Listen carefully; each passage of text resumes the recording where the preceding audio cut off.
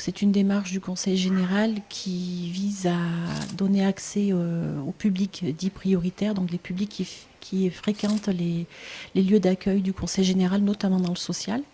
Ce projet est né d'une demande faite au départ par le Conseil général de projets de résidence qui permettraient de développer un peu les pratiques amateurs en photographie. Donc de faire pratiquer des publics différents. Et donc on a inventé un dispositif qu'on a appelé Pitéas, dont le principe était de faire venir un photographe à Marseille, quelqu'un qui ne connaissait pas Marseille du tout, et de le faire donc travailler avec des publics en insertion, comme avec le relais de la MDS des Flamands, des publics amateurs au centre social Lagarde, et puis avec d'autres gens qui pratiquaient déjà aux ateliers de l'image, et deux classes de collégiens au collège Renoir-Rostand. Le centre social s'est engagé en fait dans cette aventure artistique parce que d'abord, dans son propre projet social, il a une dimension forte autour d'un axe culturel. Il a répondu favorablement à la sollicitation du Conseil général qui a souhaité trouver un partenaire pour à la fois accompagner ce projet qui est en premier lieu en direction d'un public RSA, mais qui souhaitait aussi l'élargir à un autre public, à un public des quartiers, des territoires.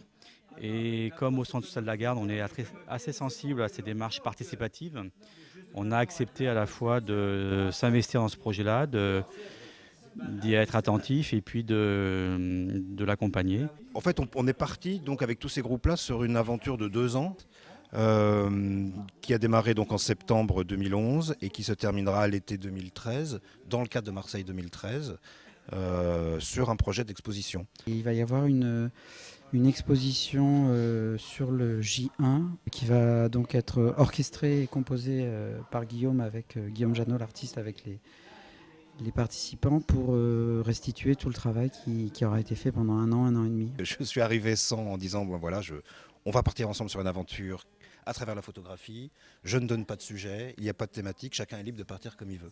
Et voilà, maintenant, là, on est à 6 mois du début du projet. Donc là, on est en train de regarder des images. Il y a plein d'images qui ont été produites à travers tous ces ateliers. Et à partir de maintenant, on va commencer justement à les étaler pour voir comment on peut, si ça peut commencer à raconter des histoires ou à dessiner une sorte de paysage un petit peu sur Marseille ou sur ce que les gens ont vu. Voilà.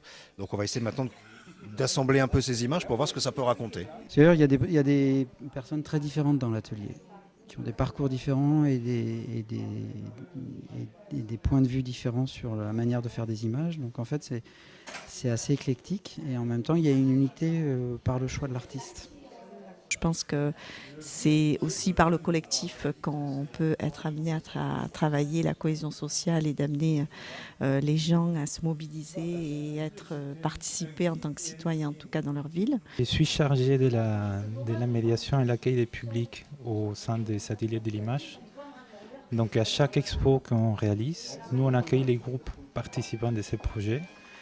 Et on essaie d'avoir un échange déjà sur les questions abordées par les photographes exposants, mais aussi on essaie de créer un lien avec les questions abordées par Guillaume lors du projet. J'essaie de me mettre plutôt au milieu, donc faire circuler la parole et réveiller leur curiosité, leur regard critique, et aussi donner envie. Moi qui ne suis pas de Marseille, en hiver, voir les mimosas, j'ai été faire des photographies de mimosas, et pour me rappeler, par exemple, un tableau de Bonnard, l'atelier aux mimosas, qui est si beau, et si jaune, où le mimosa est si vaporeux. J'ai essayé de rendre le tableau de Bonnard en photographie. Voilà ce que j'ai essayé de faire avec les mimosas de Marseille. C'était vu il y a quelques mois au tout début de ce projet. Où est-ce que vous en êtes au bout d'un an? Tous les mois on se retrouvait, soit pour sortir ensemble faire des images, soit pour regarder les images qui avaient été faites. Et à partir de là, il y a une sélection que je commence à opérer justement pour les expositions de l'année prochaine. Donc moi j'ai vu une première sélection d'une centaine d'images, qui n'est pas définitive du tout, et qui n'est même pas complète, puisque ça concerne que les premiers 6 mois, qui est déjà, je trouve, vraiment encourageante, au niveau de la qualité et de l'originalité.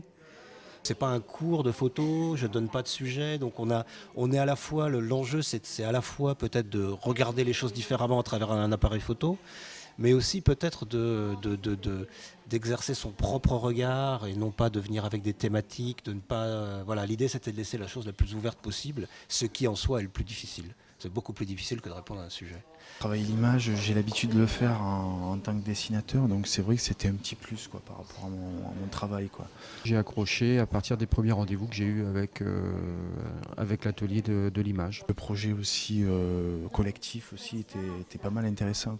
Et donc c'est vrai que rencontrer du monde et puis s'échanger aussi des techniques aussi, c'était un plus. On fait énormément de rencontres. Voire une rencontre et une réflexion en but d'une réinsertion. Là, c'est vraiment dans le cadre de la réinsertion sociale. Ça peut paraître étrange, mais c'est très lié en réalité. Est-ce que cette œuvre va raconter une histoire ou est-ce que ça sera carrément de l'abstrait ? Oh, je pense que ça racontera une histoire parce qu'à partir du moment où on associe des images entre elles, il commence à y avoir un peu une sorte non pas d'histoire, mais peut-être de narration un peu subjective que chacun peut fabriquer dans les associations d'images. Donc oui, ça va raconter une histoire, laquelle, ça j'en sais rien encore. Ça a été tout le sens de mon travail pendant ces 1 an et demi, là, c'est presque ces 2 ans d'aventure, d'essayer de séduire les travailleurs sociaux, leur expliquer la démarche de l'atelier, leur montrer des photos, que c'est super. Ma fonction, c'est d'aider les gens à accéder à la culture via la photo, via des sorties culturelles.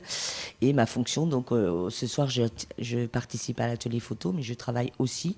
Et c'est bien de faire le lien entre ce que les gens vont pouvoir faire pour accéder à un emploi ou améliorer leur quotidien ou se faire plaisir tout simplement. Et ce que je fais ce soir est en lien direct. On est en fin de processus là, puisqu'on est à 1 mois de l'exposition à peu près. Donc on arrête de produire des images et on regarde tout ce qu'on a fait depuis 1 an et demi. Ça a été vraiment un monde que j'ai découvert. Et voilà, maintenant je vais dans les bibliothèques, je vais prendre des livres de photos, grâce aux ateliers qu'on a pu faire, les visites d'exposition, tout ça, voilà, c'est passionnant et je me rends compte que la photographie, et c'est ce que ce que j'explique aux travailleurs sociaux, c'est vraiment un super outil d'échange. Cette action a eu des bénéfices, à savoir réinscrire un rythme dans un parcours d'insertion, s'investir dans un projet durablement, participer à une vie collective, sortir d'un certain isolement, voilà, créer du lien social avant tout, et participer aussi à une activité occupationnelle autour de la photographie, ce qui n'est pas négligeable. J'ai vu aussi des bénéfices autour de regards qu'on pouvait porter sur son quartier, sur sa ville. Chaque fois qu'on se voit, quand on a des séances ensemble, qu'on regarde les images, tout le monde amène ses images, on les projette, on les commande tous ensemble, on en parle tous ensemble. La sélection se fait un peu à ce moment-là, et c'est vrai que moi après, il y a un gros boulot de sélection pour arriver vraiment à une sélection de 150 à partir de 3000 images. Donc c'est vrai que moi j'ai un peu mis la main à la pâte, j'ai un petit peu aussi forcé, entre guillemets, des décisions, mais qui sont redébattues après. C'est un projet très très intéressant, ça nous fait voyager à travers les photos qu'on fait, et puis on en parle un peu à la maison, ça fait un petit truc de conversation à la maison. J'ai acheté un appareil, mais bon, je ne savais pas m'en servir, donc je me suis dit, tiens, avec ce projet, ça va être l'occasion pour moi de m'efforcer à comprendre comment ça fonctionne. Moi, j'ai pu participer aux ateliers, donc j'ai vu comment l'aventure elle s'est faite au plus près. Et là, je vois l'atelier là, tout le monde est au travail, il y a une bonne ambiance, des personnes de toute origine sociale et de tout horizon culturel qui sont là, et en train de finaliser. Et voilà, je suis heureux d'être là aujourd'hui. Guillaume Janot nous donne de très bons conseils. Il nous laisse libre choix. Je suis allé sur le Vieux-Port et j'ai commencé à prendre des photos. Et puis, je me suis vite pris au jeu quand je commençais à voir des choses, et encore et encore. Et voilà, puis il y a eu des réactions plutôt positives. Bon, j'ai pas encore bien appris à faire de très belles photos bien cadrées et tout, mais avec la suite, j'apprendrai. Voilà, c'est pas fini, j'apprendrai mieux. Ça nous permet de sortir un peu, de découvrir d'autres choses. Et de connaître d'autres personnes aussi. D'autres personnes, oui, ça c'est sûr. Et en plus, même qu'eux, ils ont commencé 1 an avant, nous, qu'on a commencé au mois de septembre, on aurait dit que ça fait longtemps qu'on est avec eux, ils nous ont très bien accueillis. On ne dirait pas qu'on vient dans un atelier, en fait. On dirait qu'on vient chez la famille. C'est sympa quand on se rencontre donc, régulièrement, de voir ce que les autres ont produit, de pouvoir échanger, de voir comment les gens réagissent, enfin, de se frotter un peu aux autres, quoi. Voilà. À partir d'une même photo, il peut y avoir 3-4 personnes autour de la table, elles vont voir des choses complètement différentes et de là on peut discuter, échanger, débattre. Il y a un panel d'images très large, des choses très très diverses, donc qui sont justement très dynamiques quand on les regarde tout ensemble. Tout ça, ça constitue une sorte de grand portrait à la fois de Marseille et en creux de tous les gens qui ont participé au studio. Je pense que dans tous les projets collectifs, à partir du moment où les individus s'investissent, le projet peut prendre une dimension. Tout le monde sent bien que c'est un projet commun, que c'est une sorte de projet collectif. Voilà, il y a une grosse énergie collective là-dedans. On est en train de se poser la question de l'accrochage, à quel format on tire les images, comment on les accroche, combien on en met, qu'est-ce qu'on met l'un à côté de l'autre, hein. Comment on va organiser l'exposition, quelle couleur on va lui donner un peu. Voilà, on en est là.